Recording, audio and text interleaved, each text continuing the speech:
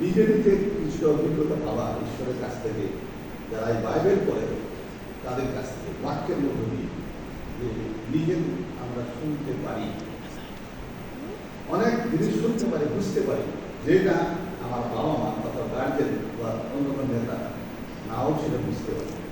এলি তখনও কোনো বুঝেন নাই যে দ্বিতীয়বার, কিন্তু তবুও তিনি বললেন তার যা সে বল, আমি তোকে ডাকি নাই। এই তৃতীয়বারের তখন দেখেন, যেটা তৃতীয়বার ৮ পদ এখানে বলছে, সময় প্রথম সময়ের ৩ পদে সদাবর্ণ তৃতীয়বার সময়কে ডাকলেন, আর সময়ের উঠে এলির কাছে গিয়ে বললেন, এই যে আমি, আপনি তো আমাকে দেখেছেন। তখন এলি বুঝতে পারলেন সদাপ্রভু ছেলেটিকে ডাকছিলেন।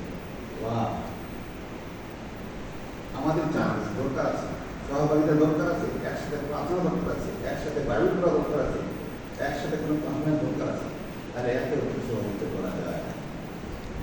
এই তৃতীয়বারের সময় তিনি বুঝতে সক্ষম হলেন, আরে এই ছেলেকে অর্থাৎ সময়কে সদাপ্রভু নিজে ডাকছেন।